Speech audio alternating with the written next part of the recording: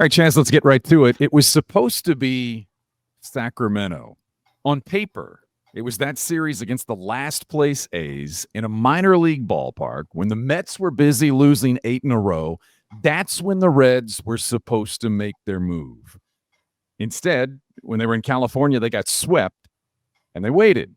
They waited for a 4-game series against the playoff-bound Cubs, and then those up and down, you never know what you're going to get Reds played some of their best baseball of the season, and they made their move, Chaz, against the Cubs. So after 6 months and 156 games, you basically start over.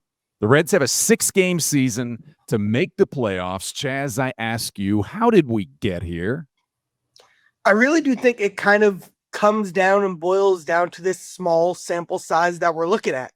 Because coming off that A's series, it seemed unrealistic.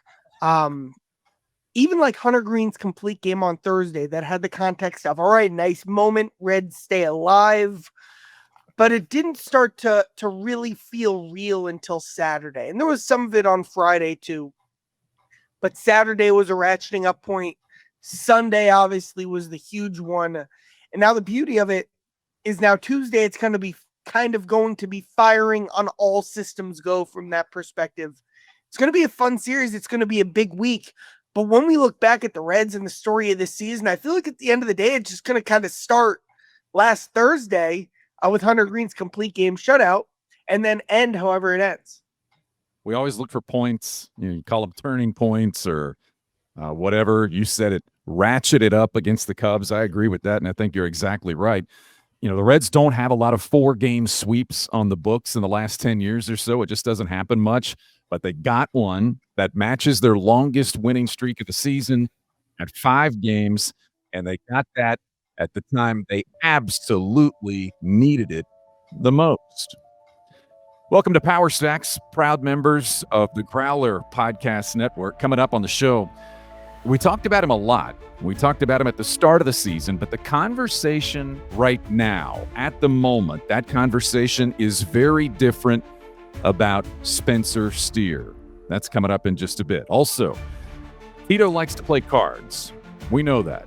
Well, now he also has a few aces up his sleeve in the Reds bullpen. We dive into that topic as well. And Chaz has a message for Reds country. And although he probably won't get this reference, when Chaz talks to Reds country should listen. That's a good tease as we get started on the show today. But first, before we do that, a winning weekend at Great American Ballpark. And Chaz, that means Tito got to hear some tunes. We covered last time out how Tito loves to hear the music in the clubhouse after a Reds win. And it turns out 2 guys, there are 2 guys in there who basically run the show. One you would probably expect, and the other probably not so much. So when the Reds win and they get to that post-game winning playlist, here's closer Emilio Pagan on exactly how all that with the post-game music works. Scott Barlow is probably the best DJ I've ever been around. I mean, he's got songs that obviously everybody knows, but then deep tracks that nobody knows, and they are always good. He kind of always has a good feel for what the vibes need to be. Okay. So I would say he's probably the main guy. Mm-hmm. And then whenever he's busy, I'll throw a few songs on and just go from there. But you got some standards, right? Like you said, Pink Floyd "Money" is kind of the one that kicks it off, and you got some other standards mixed in. Yeah, that's the song when we first come in. I think the second song is a Big X the Plug, or maybe Cowboy Killer, Mexican OT. That's who it is. Okay. I don't know any of his music other than that one, and that's just because we played in here. But yeah, Scotty B. I think we refer to him now as MC Scotty B. I mean, he's the best. So he does a great job. There's a certain amount of pressure, though, that there has to be to accommodate the various musical tastes that you have in a room like this, right? Is there some pressure involved? Yeah, for sure. It sounds silly saying there's pressure, but you want to try and get everybody in the right mindset to go compete and go play a game. And so you can't just stick to one genre. Obviously, if you're getting on a roll with one playlist or a certain group of songs, you try to stick to those until they stop working. Not that we're superstitious at all, but yeah, you try and find the ones that gets the locker room going, and then go from there. But I try to mix in all different types of genres, because people have different tastes in music. So if it was me, I would listen to Morgan Wallen and Luke Combs all day, every day. But I think people would get tired of that. So, it is what it is.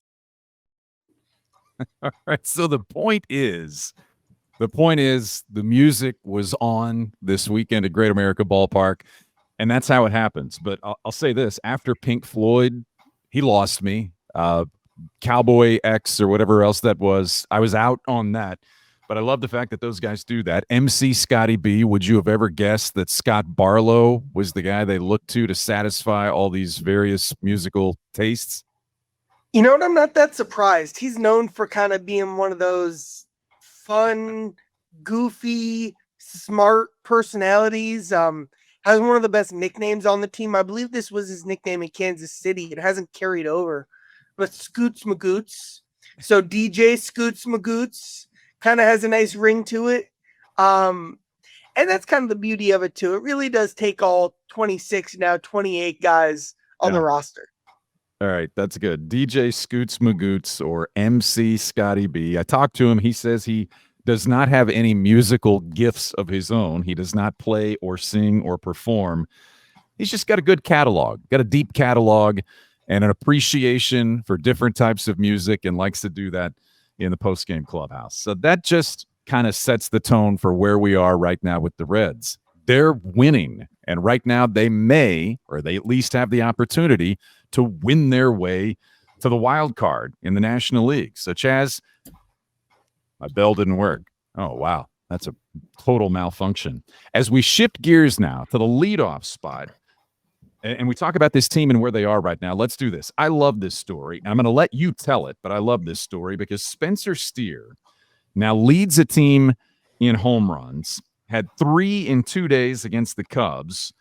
And this is a much different place and a much different conversation than we were having about Spencer Steer 6 months ago coming out of spring training. How did it start, and how did we get where we are now?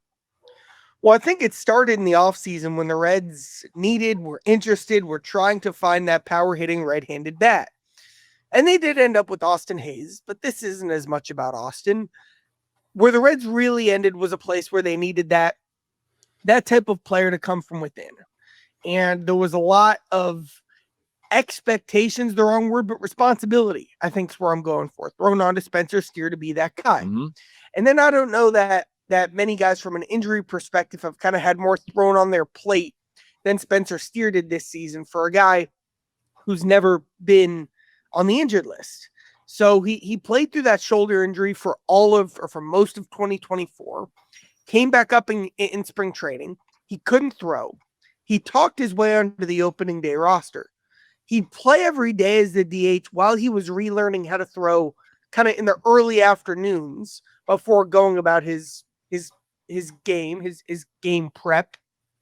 And those first 3 weeks were terrible.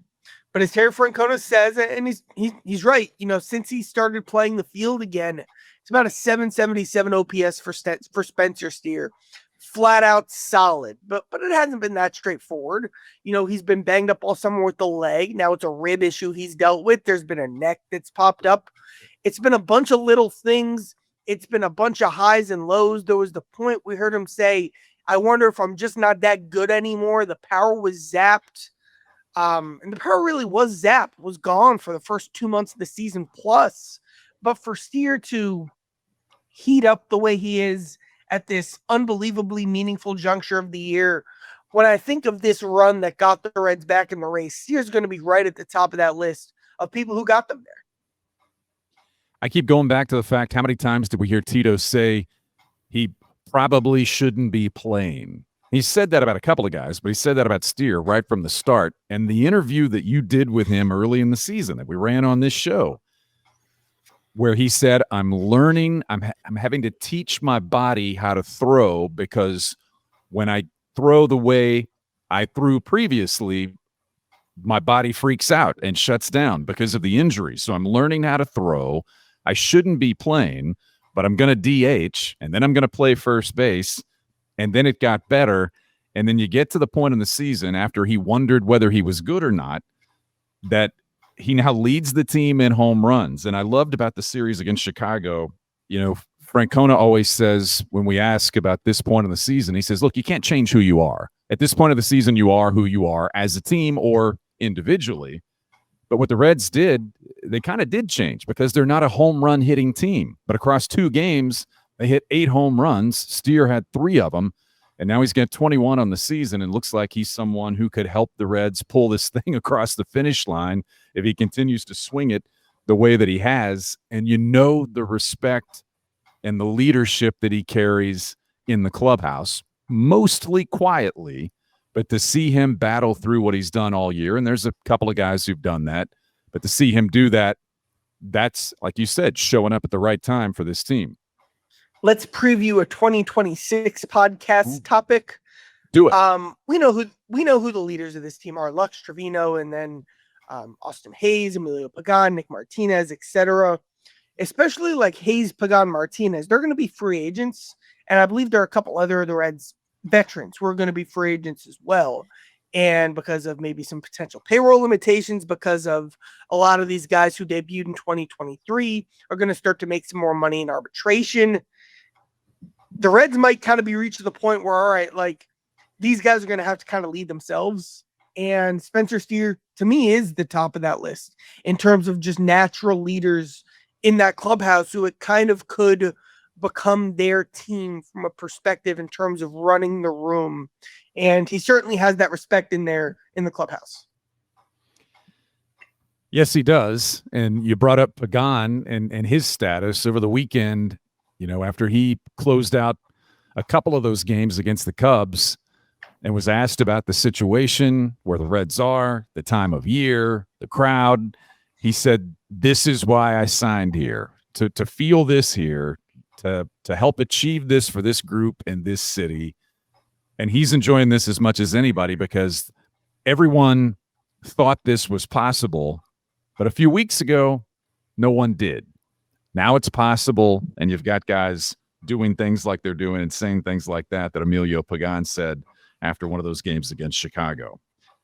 Tito's take now, and it doesn't always happen. We know this. It doesn't always happen the way you draw it up. But for the Reds bullpen, it might, because I'm trying to imagine the conversations, probably months ago, but for sure weeks ago, when you talk about the possibilities of, one, what we've been talking about all season about what you can and can't do with Nick Martinez, but that's mostly a can-do conversation with Martinez, who was in the rotation, dipped into the bullpen, back to the rotation, and then you look at the options you have with him for this type of run late in the season with Martinez back at the bullpen. And then you also realize the ability of having Chase Burns join some of the standards. Graham Ashcraft, who looked better. Zach Maxwell hasn't pitched as much, but he's been there. He's a newer option. And now you mix the wild card of Nick Martinez with a new option in Chase Burns, and then old reliable in the 8th and 9th innings of Tony Santillan and Emilio Pagan.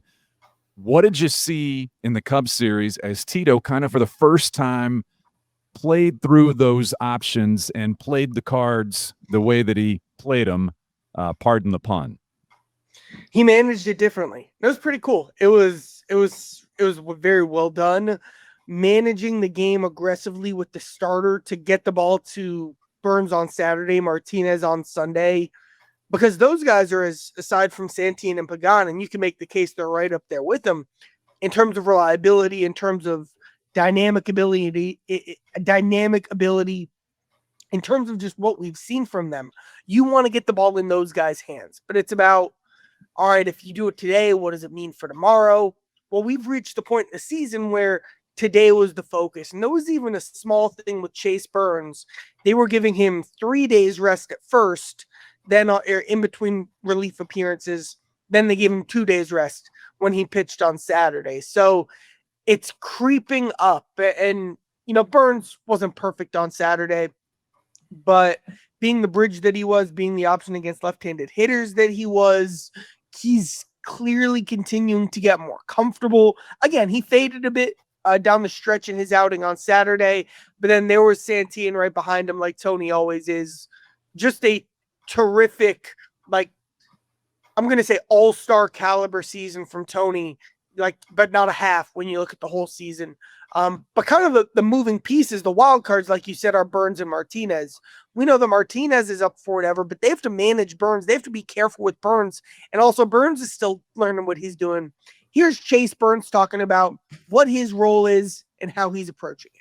What have you learned about how you warm up and how you kind of get hot in the bullpen? He hasn't figured that out. I did a little bit in college, so there's nothing crazy, but honestly, just giving yourself enough time,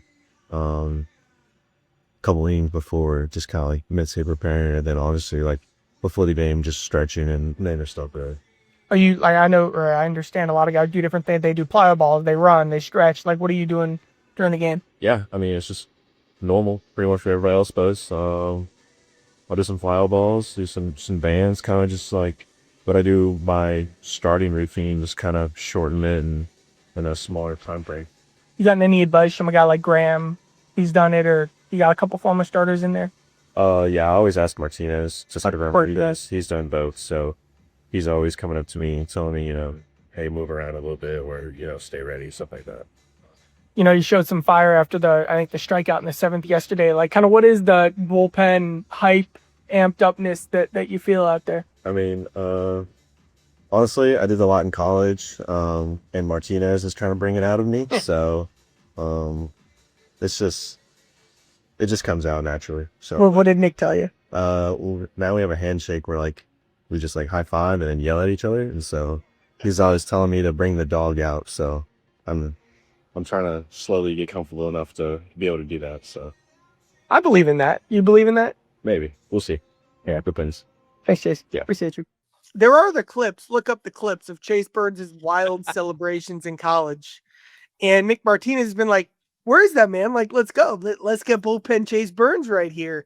And so, like you heard, I thought this was hilarious. The handshake, but they just high five and then yell at each other. And you saw that some on, I want to say Burns had a strikeout in the 7th inning on Wednesday in St. Louis against Jordan Walker, where he let it rip a little bit. And they want him to keep going, keep building on that, because the stage is about to get big. I'll say this too, I remember the first things I heard about Chase, from guys like Joe Katusco when the Reds drafted him, was this guy rises and he enjoys the moments, and he's in some moments right now. And the Reds are showing some unbelievable trust and confidence and faith in him. Now the key will be how they use him. He pitched on Saturday.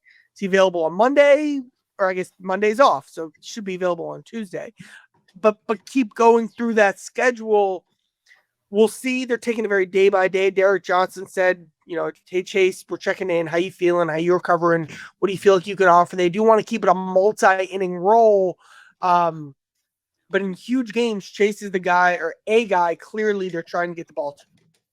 Yeah, and I wanted to be clear about that. You said you talked to DJ, and they don't want to just bring him in for an inning if they can help it. And he was dominant in the one inning, the first inning that he was in over the weekend against the Cubs. Yes, the next one wasn't quite as smooth, but DJ told you what about that? Yeah, DJ said that it's very difficult, this process, because, to borrow a Terry Francona line, there's no playbook. There really isn't. DJ said we weren't going to be able to get him all the way built up completely as a starter. We felt like this was the best way to build him up. He said wanting to keep multiple innings was going to be a priority for them as they manage this going forward. But it's also, again, very fluid. Checking in, how you feeling? How's your recovery going? How'd you feel in catch play? All that kind of stuff is a part of the whole stew of when and how to use Chase Burns, which is a very inexact science.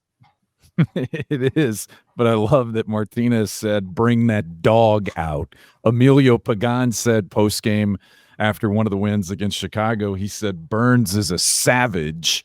So he's already made this impression, and as you said, and we've noted, there are going to be situations, the last 6 games, maybe the postseason, when that's a weapon. And I think that's what the Reds envisioned all along, is they managed his starts, managed the time on the injured list, and now you have this availability. You have these bullets left with Chase Burns down the stretch. And I say fire away with Chase Burns with whatever you got. I want to ask you a quick question before we leave the bullpen conversation. I was asked the other day about the season, hey, who's the Reds MVP? Who would that be for you? And after I ran through some of the names in my head that maybe at the start of the season or different points of the season that I thought might be that guy, I kept circling back to pitchers, and I kept thinking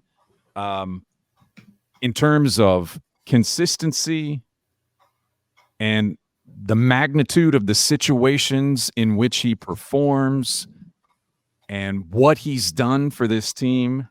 I'm not ready to make this a slam dunk, but if we're having the conversation based on how some other guys' seasons have gone, can we make a short list that includes Tony Santillan for one of the most valuable players on this team?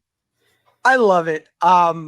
You know how I feel. You know, this is a very pro Tony Santillan podcast. And I want to make a point. You said earlier in the year, this is the best story no one's talking about. We dug into that. The story's got a few more chapters to it now with what he's done now consistently down the stretch. I'd still give it to Abbott, the MVP, just because it's about 100 more innings. But here's what I'd say. Nobody on the Reds has been better at their job this year than Tony Santillan. Great. An unbelievable performance at his job every single time. Maybe not every single time, but you get the point I'm making. It's felt truly like every single time you need him. Tony Santillan has delivered, and, you know, right up there with, you know, the peanut guy and, you know, anybody who does a job at Great American Ballpark. You'd be hard pressed to find someone who's done it better in 2025 than Tony Santillan. I like the way you framed that about no one's been better at his job. And again, we keep coming back to appearances. As we record this, tied for the big league lead in appearances on the season, and it's always a big spot in the Cubs series, twice in the 8th inning, once to get the final out in relief of Chase Burns when there's a man on in a 1-run game. Got out of that, came back the next inning. And then by the end of that series, when Pagan is down, Santillan has to go close out the game. And he walked the first batter he faced and found a way out of it because of the way he pitched. And so that's our guy, Tony Santillan, pro Tony Santillan on the power stacks, no doubt. All right, the bell is broken. The bell is currently on the injured list. If I had the bell right now, I would ring it to signify that we're moving on to the Reds' milestone moment of the week. And this week's milestone moment is Hunter Greene, Chaz. The CG, the first complete game, 9-inning complete game shutout for Hunter Greene of his career. Absolutely dominant against a good Cubs lineup. Before we move on from the moment, your thought on Greene showing up in that moment and doing what he did against the Cubs. Well, that's the game, right? And the idea is that he does it again, I believe, on Wednesday, and that he does it again on Tuesday, you know, in Los Angeles. Like, that's the whole point of all this. The whole point of all this is that one day maybe you hand the ball to a guy who on any given night can be the best player on the field. What Hunter Greene's complete game shutout reminded me of, to bring it back a second, it reminded me of when I went to see Chase Burns pitch in AAA, and Chase pitched so well that they had to call him up. Now, of course, there's nowhere else to call Hunter up, but there was just an ease and a smoothness, and I'm not even going crazy overexertion. I'm just kicking back and pitching, and that's what Hunter did. And it was what it's all about when you have a talent like Hunter Greene. And that, of course, is this week's Reds Milestone Moment of the Week, brought to you, as always, by the good folks at Glenville Ave. Parents, grandparents, aunts, uncles, moms and dads, listen up. Go to Glenville Ave for the baby blanket designed by parents who wanted something better. Who doesn't want better? We all want better. In this case, that's right. In this case, it's softer, it's safer, it's bigger, grows with your child. I know we're talking about a baby blanket. So to get a real concept of what this is, you need to go to the website. That's GlenvilleAvLLC.com. GlenvilleAvLLC.com. There's pictures, video, more descriptions about exactly what the product is and why it's the best product out there. Glenville Ave every week supports our milestone moment of the week for the Reds, and they've been supporting us all season long, Chaz. We thank the good folks at Glenville Ave for their support as always. All right, into Charlie's notebook now. That tattered, torn, it's not good well-worn, well-loved. It's not pretty. It is not a pretty sight, but it's 156 games in, plus probably spring training. But we get into the notebook, and I see Tyler Stephenson's name. Based on the Cubs series, based on a couple of previous series, I see Tyler Stephenson's name. What's written by Steve-O's name right now that merits discussion now on Power Stacks? We talked about him a bit on Friday's show, and kind of about some of the misconceptions about what Stephenson's season's been. And he didn't even know. I said, Tyler, you're in the top 10% percentile in all of MLB in barrel rate this season. And we didn't talk about this as much, but he said he had no idea. We didn't talk about this as much. He's actually also in the bottom, I believe, 5 percentile in all of MLB in strikeout rate. So he's kind of been that. It hasn't all or nothing's the wrong way to put it, because he's still hit for average relatively. But he's one of the more true volatile sluggers in the Reds lineup in 2025. He said there hasn't been a big adjustment. What this season's been for him is missing time with 2 injuries and coming back and trying to get comfortable, and then going through the process of getting really his feet under him, working those at-bats. But when he has those feet under him, I mean, the stats show he's just doing some really strong damage. And I mean, the big 3 kind of in September were that homer against the Padres, that bases clearing double to wrap up a win over the Cardinals, and then that put away homer in the win over the Cubs on Saturday. I talked to Stephenson on Friday. There were still 2 of those moments to talk about, kind of just about the hitter he is and the season he's had. I know I started off really slow, and almost like what I was saying, like you can kind of do so much, and I got to play a couple weeks of spring training and then miss a month and a half, like they're trying to play catch up, and then trying to force things because these guys have been playing for a month plus, and just you want to get back up to speed. And I don't know, I'm just trying to put good swings, and in terms of catching, just continuing to grow and trying to lead these guys as much as I can, and take pride in catching and trying to call good games to give us a chance to win. Like, I was very fortunate at a young age, had a coach that, being a catcher, yes, you want to make impacts offensively and try to win the games, but you have to flush it, because even if you have a bad game hitting, there's still 8 other guys in the lineup that can help provide. But once you get out there, it's you and the pitcher. Like, it's in your hands. So just trying to flush it, whatever happens. And hey, even if I have a bad day, I'm hitting and stuff. I've got an opportunity to win a game and help these guys pitch and stuff. So to hear that when I was 17, 18 years old, it was, obviously it's still stuck with me. So I try to take pride in that. One more thing, when I think of the positives from September, and like the big moments that have kept you in the race, obviously you start with your homer in San Diego. You had that huge double the other day in St. Louis. How have you felt in the clutch, and how do you kind of approach the clutch? Yeah, just one swing away, just try to be ready to hit and try not to put too much pressure on myself in those situations. And I'm just slowing the game down, like in those situations. Like, yeah, San Diego was a huge crowd, and against a really good closer. I think I told Jim when I was interviewing, like kind of that night before, I came in and hit, and we're in extra innings, and I faced him, and I lined up in the shortstop and was upset just because I didn't get the job done and trying to get the run into third and stuff. So kind of like a little extra motivation in that situation to try to get the job done, find a way to score. And what comes to mind to me is I have all these, oh yeah, I remember Nick Castellanos talking about, man, when Stephenson one day ends up in that big spot. Nick said that in 2021. There's just a polish that when he's himself, he's going to show. And in September, especially because he wasn't, again, his feet just weren't quite under him with the at-bats that he missed due to different injuries. But recently we've been seeing Stephenson look like Stephenson. And again, in addition to Steer, there are a couple others as well. He's been one of those guys having those big moments. Am I correct? He's the longest tenured Red at the moment. Yes. Yes. So put that context around Stephenson's season as well. He's been on some bad teams. He's been a good player on some bad teams. He's been a big part of the future for the Reds that to this point hasn't shown up much. And so I'm thinking about this time of the season. I'm thinking about these 6 games for Tyler Stephenson, who's played essentially, unfortunately, about half a season this year.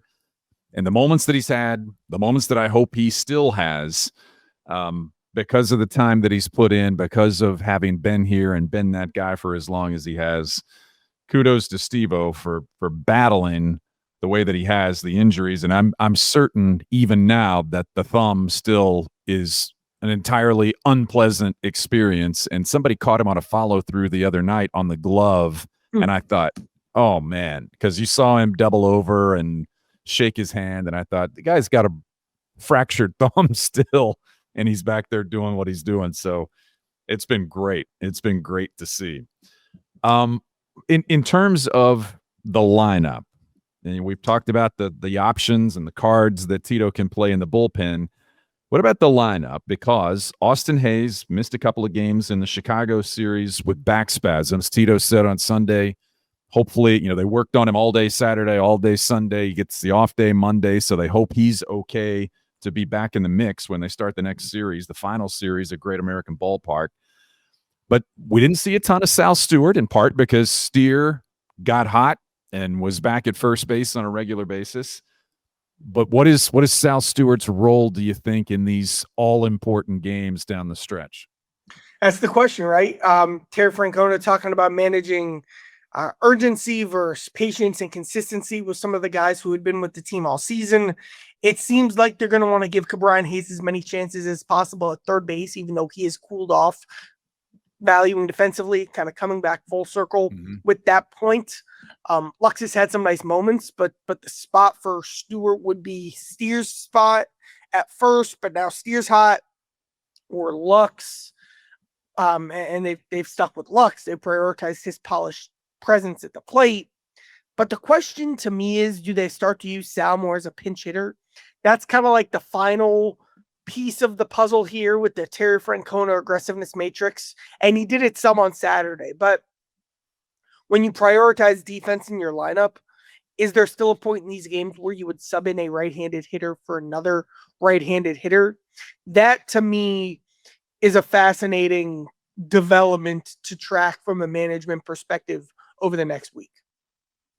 Well, Tito's been doing this a long time, Tito's won more than 2,000 games and some World Series rings. But we've already seen everybody manages a little bit differently when it's this tight, the way that it is, whether it's a little bit quicker hook for your starter, whether it's, getting Miguel Andujar mid-game to the plate to face a lefty, which he did in the Cubs series. What else is it going to be? Like you said, as they weigh Sal Stewart and maybe his place, because the guy's, we've seen what he can do with pitches in the zone, and he's not afraid. I don't think anything's too big for him. I don't think that's a concern as you evaluate how to use Sal Stewart down the stretch here. What about the rotation? There are going to be teams, Chicago's going to have this opportunity. Milwaukee's going to have this opportunity to kind of set up things the way they'd like them to look for the postseason. But with the Reds, with 6 games to go, not in yet, how do you think the rotation will be handled in the final 6 regular season games? Certainly it changes if they, win the first 4 potentially. But what do you think the thought process is? Well, Terry Francona said they're going to stay true. So that means Singer on Tuesday, Greene on Wednesday. When initially asked about Greene, he spoke about oh, well, Greene threw a lot of pitches in his most recent start. I believe he was up over 100. So with that being said, that means Greene pitches on Wednesday, and that pushes him back to game 1 of the playoffs as opposed to game 162, leaving Singer be the guy who pitches game 162. I guess also Lodolo technically in theory would be an option for the first playoff game, but it's lined up to be Greene. I would expect they would use Hunter in that spot. After he threw a lot of pitches on Thursday, again, it sounds like they're gonna prioritize that extra day being a tool to put Greene in the best position to be successful. So it's a part of the decision-making process there. Littell, who would then not be skipped, would be scheduled to pitch on Friday. But assuming that game has a lot of meaning, I would be very confident that just like Saturday, it'd be a Nick Martinez / Chase Burns situation where there'd be a quick hook with him. Heck, would it even be a bullpen game? Like, you'd be at that point of the year by that point. A lot to weigh there, but it's been straightforward for the Reds in terms of what they've said their approach is going to be. And not to jump too far ahead, but you mentioned Greene and the start on Wednesday at Great American Ballpark. That's going to be Hunter Greene and Paul Skeens. Oh yeah, I didn't know that. Barring something changing, the second game of the series against the Pirates will be Hunter Greene and Paul Skeens. Sam LeCure described that as a high-octane matchup. Doesn't mean a lot for the Pirates. Probably means a lot for Skeens because of the competitor that he is, but it means a lot for the Reds. And so that Wednesday game and that matchup, if for no other reason, sign me up. Which brings us to this. The rundown says Chaz has something he wants to say. I'd like to hear what you have to say. I might add a little bit, but the floor is yours, Chaz, and Reds country and the Stacks backers. They're all listening. I'll start with like myself. No one cares about me. I get a question a lot. It's like, Charlie, are you like, I don't know. How do you feel about bandwagon fans? Because I'm sure you're more interested in the people who are there every day and listening to the show every day and reading your work. And I always tell them when I'm asked about that and how kind of the audience changes over time. I look at it the complete opposite. I think anyone who engages with sports or a sport or a team for a second, that's a precious thing. And however, just look at what we do is we're here whenever you are. Whether that's for a week, whether that's for a day, whether that's for a moment, or whether that's for 162. Because there's something really cool about just being able to pick up a team, wanting to learn more about them, and kind of going in. And this isn't about us, but the point I'm making is that how I've always viewed it is, it doesn't matter what your experience has been before. It matters if something catches your interest now, and if you are, that's pretty cool. And that's where the Reds are at. And kind of my feeling heading into this series against the Pirates, the Reds' final home series of the regular season, it really doesn't matter if you haven't been to a Reds game or if you've been to the Reds game and you've booed them because you didn't like this decision or that approach or this whatever.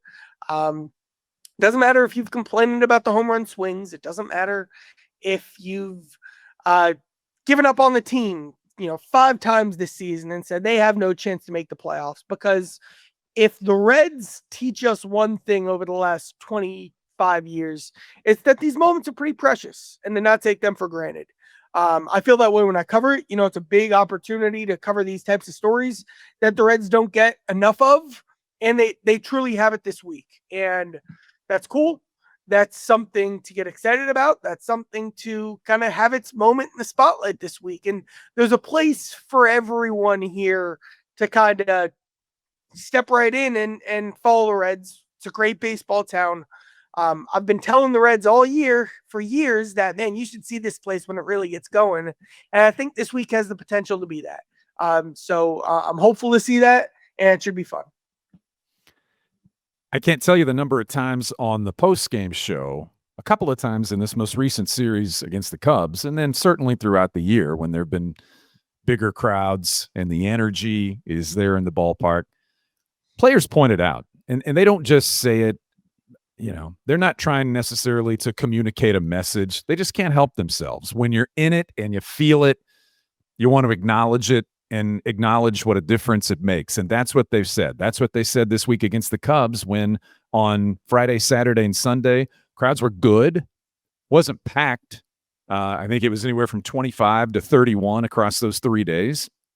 But the crowds were into it because of what it meant. Every time they put up the Mets score, when the Mets lost in the middle of the game, those are those kind of things that you want in your ballpark where you're all pulling together for the same thing, and the players acknowledge that. Sam LeCure on the postgame show, who pitched in those atmospheres, tries to put it into words and tries to give us the context to help, people like you and people like me understand, and he just can't really do it, but it's a difference. I'm always in the camp, never telling anybody else what they should and shouldn't do. You do you. You pay to come to the ballpark when you want to, and when you don't, you don't. But we hear a lot.